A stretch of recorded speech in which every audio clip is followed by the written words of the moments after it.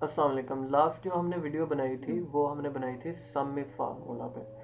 उसमें हमने डिस्कस किया कि किस तरह से हम मुख्तलिफ कंडीशंस लगा के मुख्तलिफ वैल्यूज़ को उनका सम निकाल सकते हैं, उनको प्लस कर सकते हैं। और इस वीडियो में हम ये डिस्कस करेंगे कि किस तरह हम स्टॉक रिपोर्ट के साथ अपना प्रॉफिट एंड लॉस निकाल सकते हैं। इससे दो चीज़ें निकलेंगी, एक तो आपका स्टॉक रिपोर्ट बनती रहेगी साथ साथ, और दूसरा आपका प्रॉफिट एंड लॉस निकलता रहेगा। तो स्टार्ट करते हैं इस वीडियो को। और मैंने ये सबसे पहले एक फॉर्मेट पहले से बना लिया ताकि वीडियो ज़्यादा लेंथी ना हो और आपको जल्दी से मैं ये चीज़ें बता सकूं। तो स्टार्ट करते हैं। सबसे पहले यहाँ पे हम सीरियल नंबर लिखेंगे। सीरियल नंबर लिखने के बाद हम नेक्स्ट यहाँ पे आइटम नेम लिख देंगे। उसके बाद यहाँ पे हम सप्लायर लिखेंगे कि जिस सप्लायर से हम चीज़ें ले रहे हैं, आइटम्स परचेज़ करने हैं।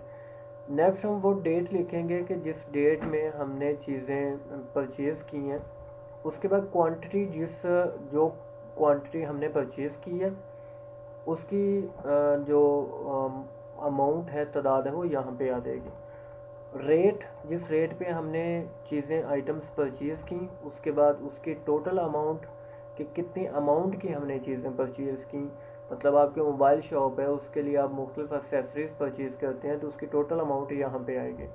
उसके बाद नेक्स्ट यहाँ पे हम मंथ लिख देंगे कि कौन सा मंथ हमारे पास चल रहा है, उसकी क्या क्या डेट है। उसके बाद हम यहाँ पे मैं 1 फरवरी डाल लेता हूँ और इसी मंथ हमने मिसाल हमारी स्टॉक रिपोर्ट भी साथ साथ बनती रहे और साथ हमारी सेल रिपोर्ट भी बनती रहे और प्रॉफिट एंड लॉस भी निकलता रहे। उसके बाद हम इस पूरी जितनी हमारा मंथ है उसको ड्रा कर देते हैं यहाँ तक। तो यहाँ तक ड्रा हम किस तरीके से करेंगे, मैं आपको बैक लेके जाता हूँ। यहाँ पे जब हमारा ये कर्सर ब्लैक हो जाए तो हमने इसे पकड़ के आगे तक ले जाना है। यहाँ तक ड्रा करने के बाद हमारा यहाँ पे 28 डेज कंप्लीट होते हैं तो नेक्स्ट मंथ यहाँ से स्टार्ट हो जाता है। तो हम क्या करेंगे, इन जो कॉलम एक्स्ट्रा हैं उनको डिलीट कर देंगे। डिलीट करने के बाद यहाँ पे हम नेक्स्ट लिखते हैं। नेक्स्ट यहाँ पे हम टोटल सेल क्वांटिटी लिख देंगे कि जो हमारी सेल क्वांटिटी है वो यहाँ पे ऑटोमेटिकली हमारे पास शो हो। सेल रेट कि किस रेट पे हमने आइटम्स अपनी सेल की हैं, उसके बाद यहाँ पे उसकी अमाउंट आ जाएगी। नेक्स्ट यहाँ पे रिमेनिंग स्टॉक आएगा जो हमारे पास बकिया स्टॉक होगा। उसके बाद यहाँ पे स्टॉक अमाउंट आ जाएगी कि कितनी अमाउंट का हमारे पास स्टॉक मौजूद है। यहाँ पे हम अपना प्रॉफिट एंड लॉस शो करवाएंगे कि हमें प्रॉफिट हो रहा है या कितना लॉस हो रहा है, उसकी अमाउंट यहाँ पे आ जाएगी। यहाँ पे हमें स्टेटस शो होगा कि हमें लॉस हो रहा है या प्रॉफिट हो रहा है, या नो प्रॉफिट एंड लॉस, मतलब हम ज़ीरो में चले जाते हैं। 50 की हमने कोई चीज़ ली है, 50 में ही सेल कर दी है, तो उसके लिए हमें यहाँ पे no profit and loss show होना चाहिए। उसके बाद यहाँ पे हम जो हमारा फर्स्ट सेल है यहाँ पे टेबल का, इसमें हम क्वांटिटी लिखते हैं और पकड़ के इसे सब में ड्रा कर देते हैं। सब में ड्रा करने के बाद इस तरह से जब ड्रा कर दें, नेक्स्ट यहाँ पे हम अमाउंट लिखते हैं। सबसे पहले यहाँ पे हमें क्वांटिटी ही डालनी है तो इसलिए यहाँ पे क्वांटिटी लिख देते हैं। यहाँ पे अमाउंट, अगेन अमाउंट, और यहाँ पे फिर क्वांटिटी आ जाएगी। रिमेनिंग स्टॉक है इसलिए क्वांटिटी आएगी।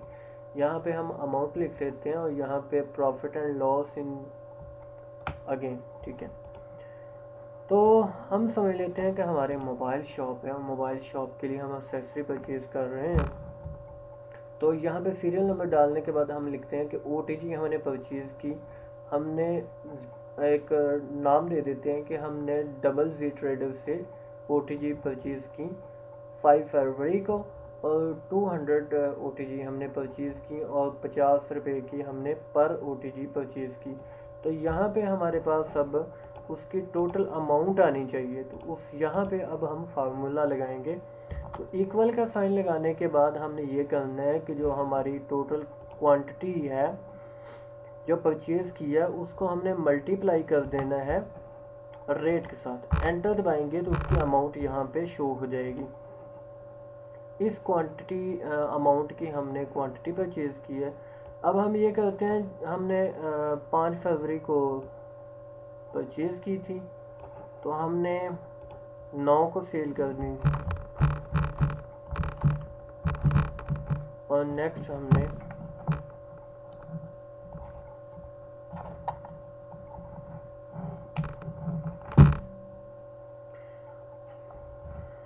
14 फरवरी को सेल की, फिर हमने 20 और इस तरह से 23 को हमने फिर 20, यहाँ पे हम लिख लेते हैं 30 लिख लेते हैं। और यहाँ पे अब हम सेल क्वांटिटी, टोटल जो हमारी सेल क्वांटिटी है उसका फार्मूला लगाने के लिए यहाँ पे सम का फार्मूला लगाएंगे। तो हम यहाँ पे आल्ट और प्लस को दबाएंगे, यहाँ फिर आप यहाँ से ऑटो सम को भी दबा सकते हैं। तो उसने यहाँ तक रेंज सेलेक्ट किया, हमने यहाँ तक रेंज सेलेक्ट नहीं करनी, जबकि हमें रेंज यहाँ से लेके यहाँ तक की सिलेक्ट करनी है। तो एंटर दबाएंगे तो यहाँ पे जो हमारी सेल क्वांटिटी है वो हमें शो हो जाएगी। उसके बाद हमें यहाँ पे सेल रेट, उसको रेट बताना है कि किस रेट पे हमने सेल किया अपनी आइटम्स को। तो हमने ली थी 50 रुपए की OTG, हमने 60 की सेल कर दी। अब यहाँ पे अमाउंट आनी चाहिए, तो यहाँ पे वही हम सेम फार्मूला लगाएंगे। हम जो टोटल सेल क्वांटिटी है उसको मल्टीप्लाई कर देंगे सेल रेट के साथ। एंटर दबाएंगे तो यहाँ पे अमाउंट आ जाएगी 4500, ठीक है जी, 4500 यहाँ पे शो हो जाएगा हमें। यहाँ पे अब हमें रिमेनिंग स्टॉक शो करवाना है, तो रिमेनिंग स्टॉक के लिए इक्वल का साइन यहाँ पे अगेन हम फार्मूला लगाएंगे और जो हमारे पास टोटल हमारा स्टॉक है, जो क्वांटिटी परचेज की थी उसमें से हम माइनस कर देंगे हमारी जो सेल क्वांटिटी है उसको। एंटर दबाएंगे तो हमारे पास रिमेनिंग स्टॉक यहाँ पे शो हो जाएगा। अब जैसे ही यहाँ पे मतलब अब 25 फरवरी को मैं दोबारा से यहाँ पे 10 आइटम सेल करता हूँ, तो यहाँ पे हमारा जो जितनी है sale quantity, sale rate, amount and remaining stock update हो जाएगा। हमें पता चलेगा कि हमने इस आइटम में से जो परचेज की थी अब तक इस मंथ में कितना अर्न किया है, कितना प्रॉफिट हासिल किया है या लॉस में हम गए हैं, वो इस तरह से शो हो जाएगा। उसके बाद यहाँ पे स्टॉक अमाउंट आनी चाहिए, तो हम ये करेंगे कि यहाँ पे अगेन फार्मूला लगाएंगे जिसमें हम स्टॉक रिमेनिंग स्टॉक की जो क्वांटिटी है उसको मल्टीप्लाई कर देंगे हम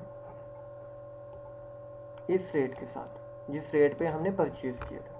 एंटर दबाएंगे तो उसकी टोटल अमाउंट निकल आएगी। उसके बाद यहाँ पे हमें प्रॉफिट एंड लॉस शो करवाना है, उसके लिए यहाँ पे भी फार्मूला लगाएंगे जिसमें हम ये करेंगे कि सबसे पहले स्टॉक अमाउंट, इसको मल्टीप्लाई करेंगे हम,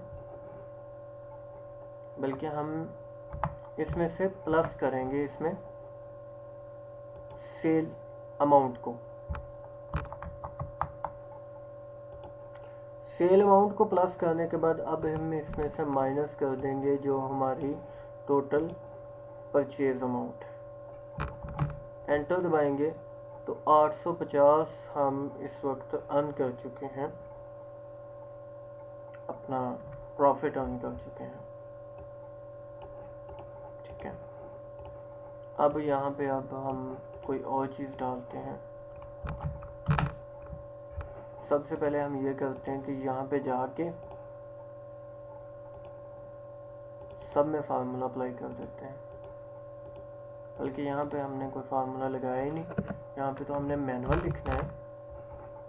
यहाँ पे हमारा फार्मूला है, तो यहाँ पे हम जाके जब ये प्लस का निशान ब्लैक हो जाए तो आपने इस तरह से डबल क्लिक कर देना है यहाँ पे, या फिर इसे पकड़ के आपने नीचे तक ड्रा कर देना है जहाँ तक आपका टेबल होगा।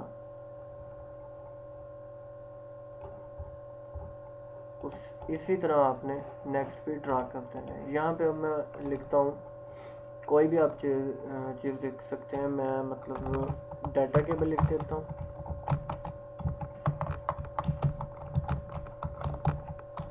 डाटा केबल लिखने के बाद हमने इसी सप्लायर से लिया तो कंट्रोल डी, एंड नेक्स्ट यहाँ पे डेट हम डाल देते हैं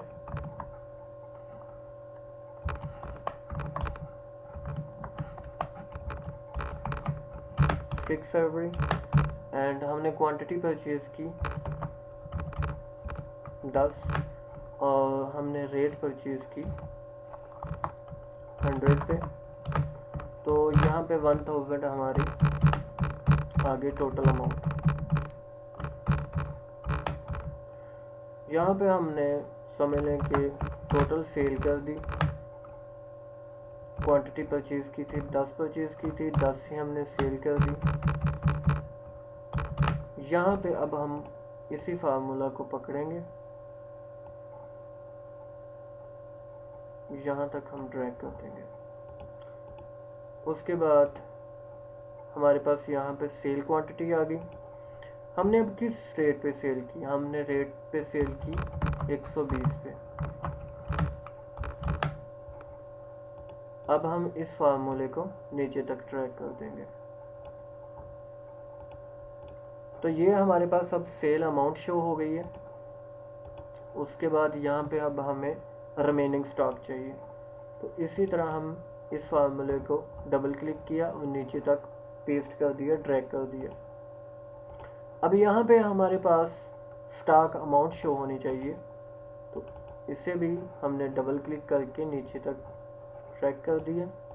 अब यहाँ पे हमें प्रॉफिट एंड लॉस शो करवाना है अपना, तो यहाँ पे आके हम इसको भी डबल क्लिक कर देते हैं। तो वो हमें बता रहा है कि 1000 की आपने परचेज की थी, ये देखिए 1000 की हमने आइटम परचेज की थी और 1200 की हमने परचेज कर दी और उस पर हमें जो प्रॉफिट हुआ 200 हुआ। अब हमें एक लॉस की एंट्री बनानी है, उसके बाद एक एंट्री हमें बनानी है इक्वल की, ताकि हम स्टेटस अपना शो करवाएं और स्टेटस का फार्मूला लगा सकें और आपको समझ आए कि किस तरह से स्टेटस का फार्मूला जो है वर्क करेगा। यहाँ पे मैं लिख लेता हूँ पावर केबल लिख लेते हैं।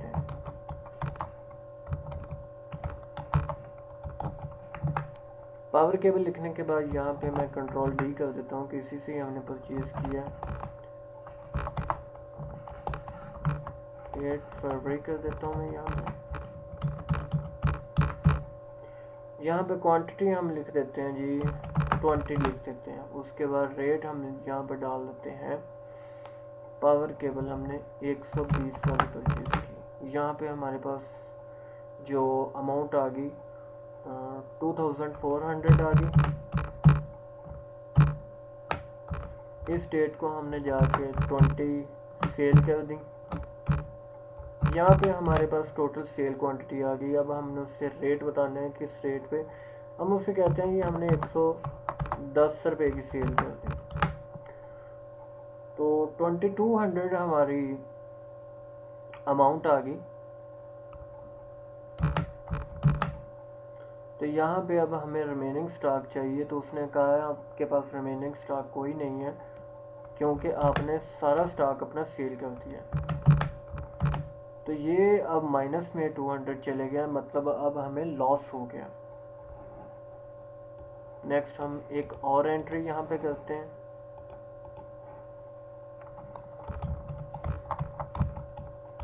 VGA केबल,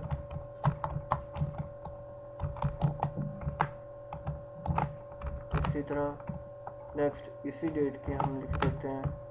उसके बाद हम यहाँ पे 30 क्वांटिटी 100 रेट, और यहाँ पे हम लिख देते हैं जी 100 इस डेट को हमने सेल किया, 100 इस डेट को सेल किया, 100 क्वांटिटी हमने इस डेट को सेल की।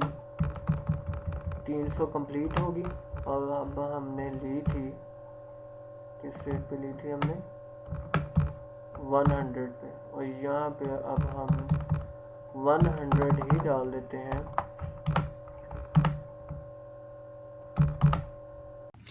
इसके लिए हम ये करेंगे कि हम इसमें इफ़ का फार्मूला लगाएंगे जिससे स्टेटस में हमें प्रॉफिट एंड लॉस शो हो। तो उसके लिए हम इक्वल का साइन लगाएंगे। इक्वल का साइन लगाने के बाद हम ये करेंगे, इफ़ लिखेंगे। इफ़ लिखने के बाद टैब दबाया तो उसने ऑटोमेटिकली ब्रैकेट डाल दी। उसके बाद हम ये सिलेक्ट करेंगे सेल सेलेक्ट करने के बाद हम उसे बताएंगे कि क्या हम चाहते, क्या हम शो क्या करवाना चाहते हैं। तो उसके लिए हम लेस देन की अलामत डालेंगे। उसके बाद सिंबल डालने के बाद उसे बताएंगे कि अगर ये लेस देन है 0 से तो हमें शो करवाना है लॉस। उसके बाद दोबारा कॉमा लगाएंगे। कॉमा लगाने के बाद इफ़ लिखेंगे, न्यू ब्रैकेट शुरू हो जाएगी। उसके बाद यही सेल दोबारा सेलेक्ट करेंगे। ये मैंने कॉपी कर लिया था तो कॉपी करके दोबारा मैंने उसे पेस्ट कर दिया उसी सेल के एड्रेस को। ये जो है ये सेल का एड्रेस है, ये देखें AO7। उसके बाद हम उसे नेक्स्ट अगली कंडीशन बताएंगे। तो अगली कंडीशन ये होगी कि अगर इक्वल है 0 के तो तुमने ये करना है कि